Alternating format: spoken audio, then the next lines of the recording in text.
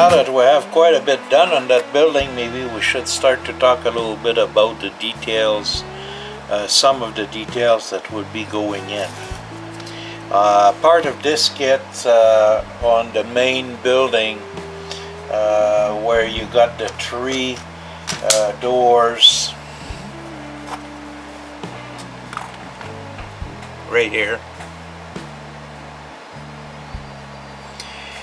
You have a piece of steel, a beam that goes in there. So for that, what I do use is a mixture to make steel color. I use some silver and black paint mixed together. I make a big bottle of it, and it lasts me for quite some time. It doesn't come out black like you did think it will be. It come out with a little bit of the shine of a steel beam, as you can see that part in here. That's the only one that need that on this project for now. That's one of the parts. It's a homemade mix in a pill bottle. That's only what it needs. Some of the other parts that has to have a little bit of work done on is the roof that will go over top of the door that goes through the roof. So this is this part here and this part here. So those two, I end up painting them black. Now I could go with a little bit of sandpaper, or using paper, just regular paper that is black, and give it a light spray of gray. Now you don't necessarily need it perfect here, because we'll weather this. There we go for that. Then we have the side of that building, you know, for the door to go to the roof. And this, the only thing I choose to do with, because I pre-prime it, type of a gray is a different type of gray that what we have here. So in this bottle here, I have a mix of isopropyl. I just dab it in there. No, I don't. This one is too light, I find. So what I do, take my other jar of isopropyl. Now that one that I just used, I would be using the building itself. Now this one here is more concentrate. I only apply it in there, kind of making it look dirty. I'm doing the same thing for the door that will go there, and there we go. Now if you notice, we got a set of stairs in here, so that set of stairs will have exactly the same treatment. I don't want those stairs, I want them to look old. And now I will let that dry. And the other part that you got in there is the underneath of a water tower. Same thing. Now this here I flood with the isopropyl and the India ink, because I want it to look old. A typical base for that type of a roof details. And I let it dry. The next thing we got in here is the pipe that goes for this. I'm doing it exactly the same treatment to the pipe. And as you can see, I flood it. And that goes to dry. Now we got the chimney cap here. Our chimney cap is not without a little bit of soot on it. But let's not put an extreme part of it. Just a little bit. And it goes to dry also. Here I have the top parts of the water tower. So I got a little bit of aluminum paint in there. Doesn't need a ton of it.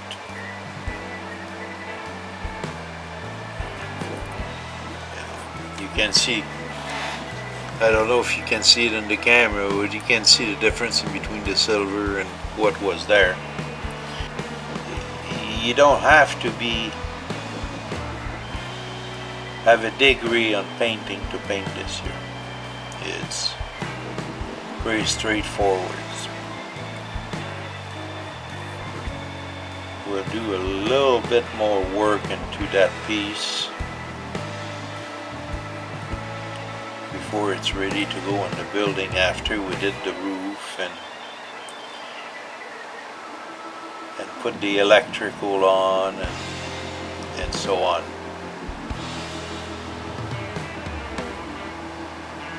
Now what this tank will get is a good shot of rust.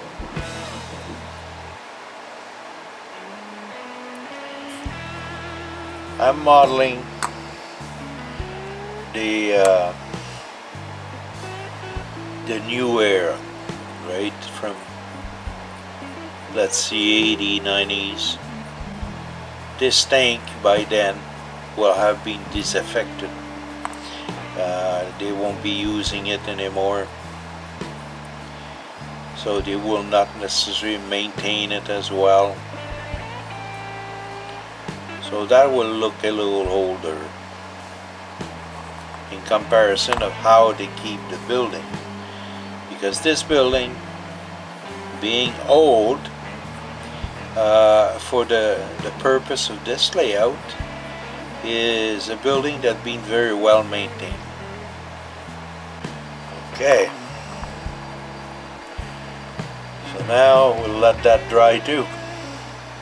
Now here, I will use a mix, a homemade mix of gray, and that is for the bottom parts of the tower. So this one's got to be painted in and out.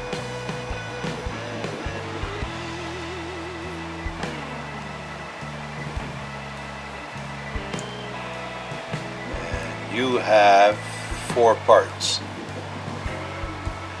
Because what I find unusual on this is that this part here is not wood.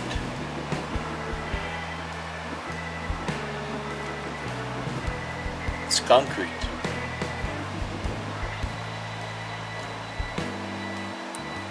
I will assume that it must have been pretty heavy by the time you have the water in and the structure itself. But it seems that a few buildings around the early 20th century or the late 19th century had that type of thing. It was not necessarily uncommon.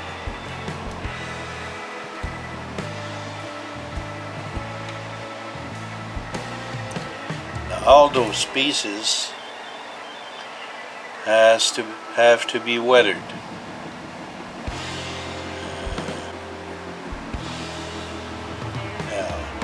Weather those when they are real dry, because one of the things that you probably, if you use Deco Art Crafters acrylic paint, you will notice that it's a paint that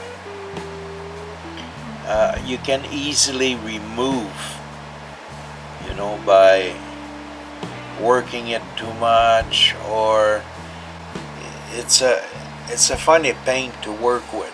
So, and the gray here it's mixtures of white, black and yellow.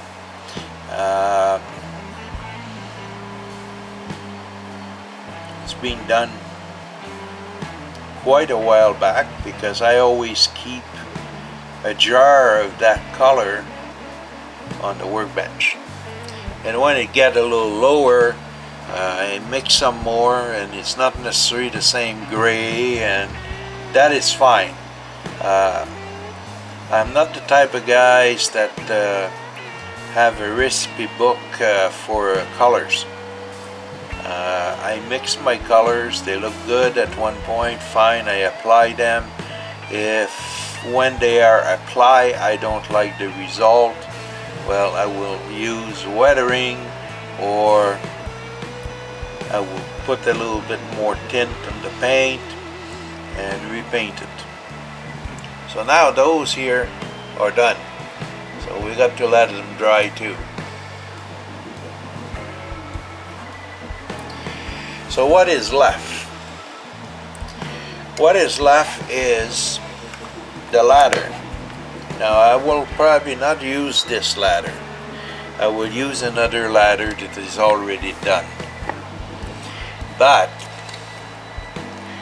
what I got to use now is Christmas red Deco Arts Crafter acrylics, and that is for the 4 parts that will be in the chimney. I left them on the sprue. Like a lot of parts that I do paint, I would paint them on the sprue, and I would paint them before assembly. And later on, what I will do is just do the correction on the parts. Yeah.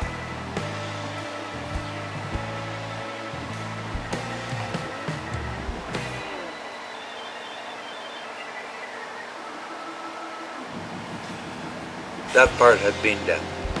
The other thing has got to be done now, after it's dry, would be the weathering and the assembly. It's not the only colors that will go on. There's some brown that will go in, light brown.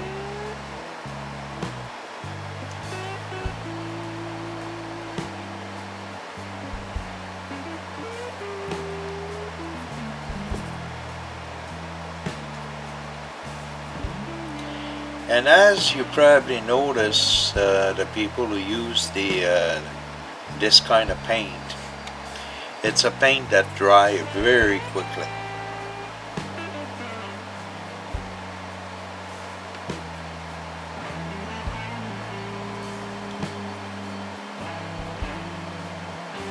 This one here in the front is already dry.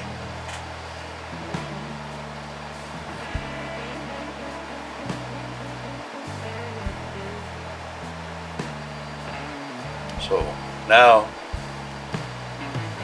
all the chimneys are done on that coat. Now what I will use is another Deco Arts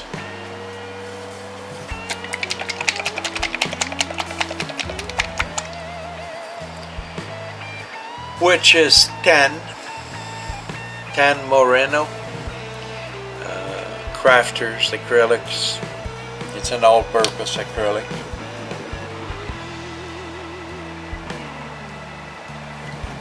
Just put a little bit in there. Now we'll retake my chimney. This is very much so like dry brushing.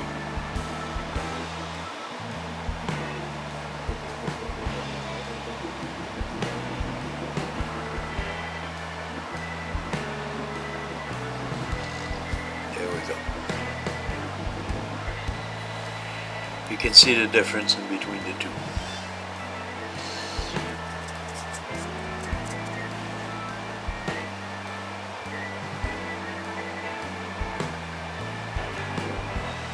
You want some of the red to still show.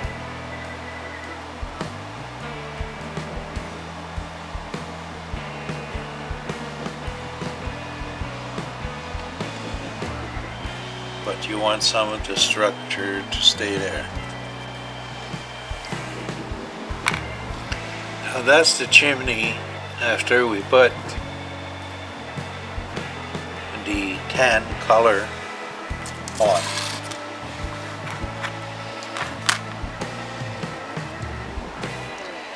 Now my next one I will put in there.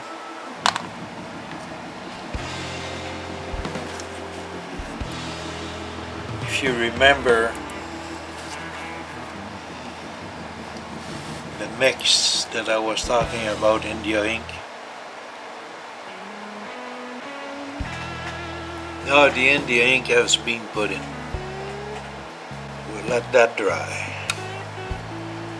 Now this concrete in here is too clean.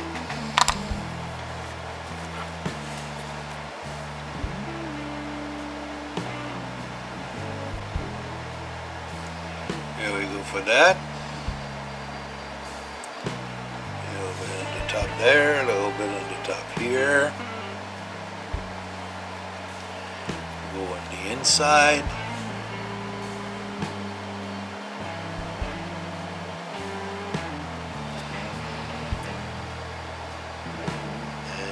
Will do the trick for now.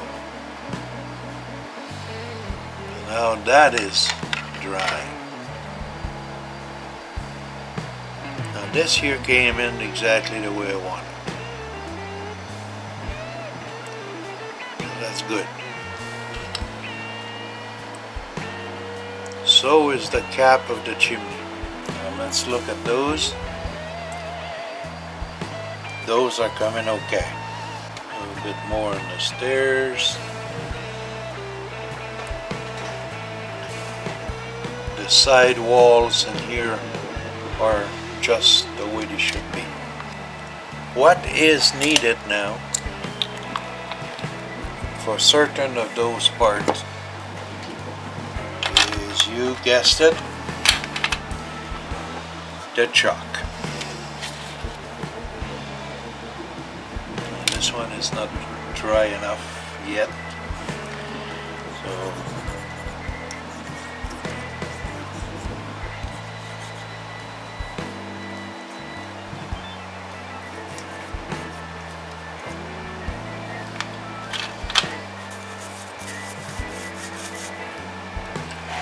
and there we go.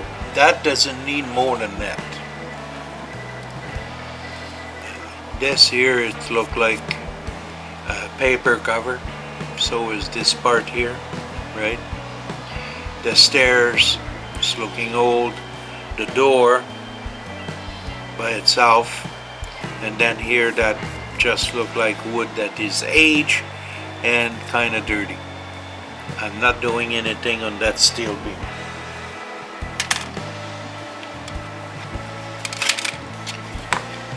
Now those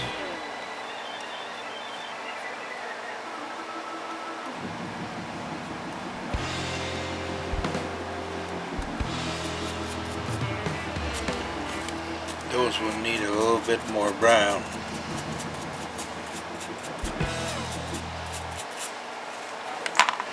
Which is not a big deal.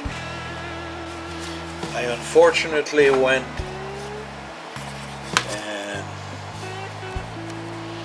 put the chalk a little too early on it.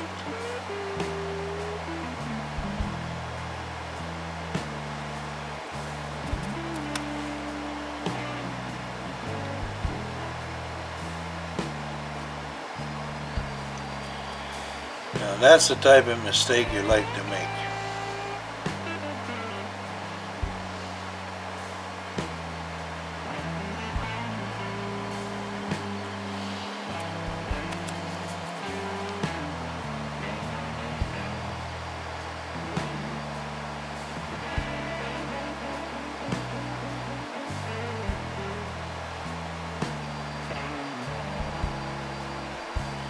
I staple it a little bit on.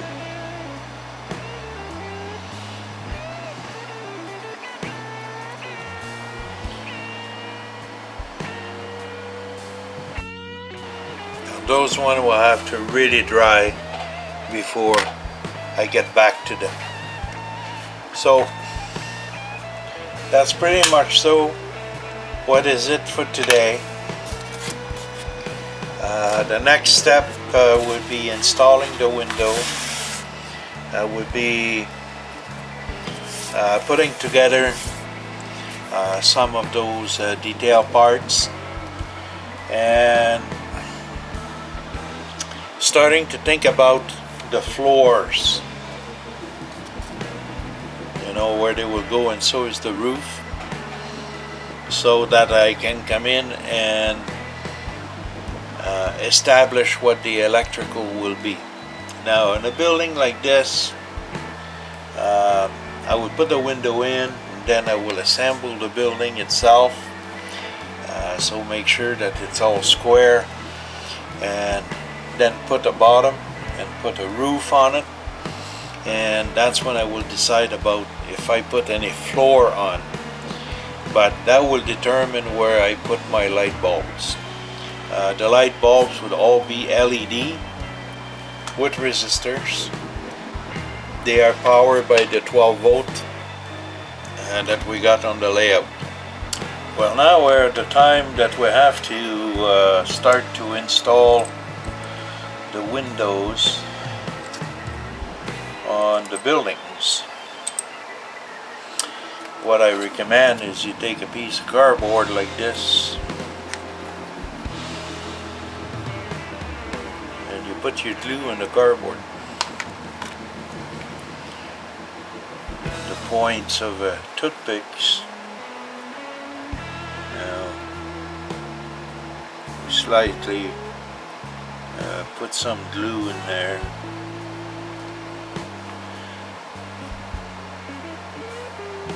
I put a very small amount of glue, really, on each one of them.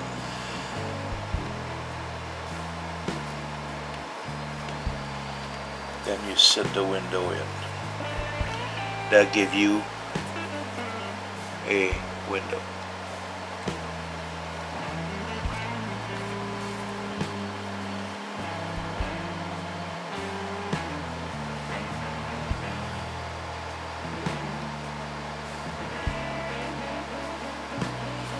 Having your glue on a piece of cardboard like this, well, depending what kind of glue you use,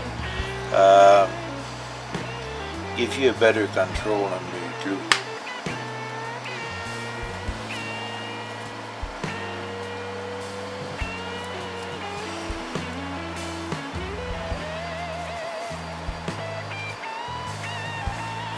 This building is far from being finished for the simple reason that we have to start to figure out the electrical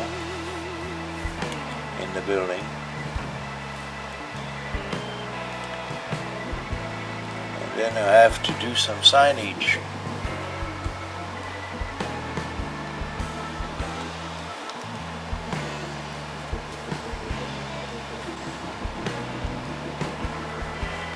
After you frost the window, if you want a window that really will not have absolutely no lights going through, you just paint it black. And the fact that you had scratched the plastic for the window, the paint will grab, and you will have no problem.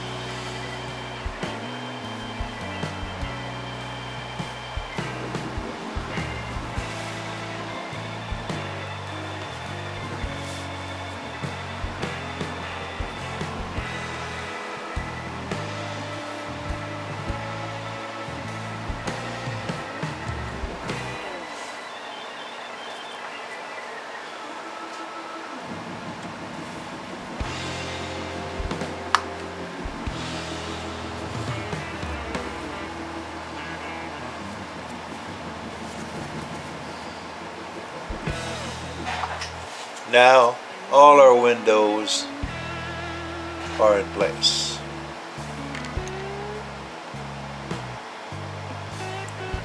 Every single one of them. Now you probably notice that the bottom window here and the tops are black. They have be painted black. Now the next step is I will correct some of my blacks here in the back, repeat the process on all the windows for the whole building, and then we'll start to assemble the building.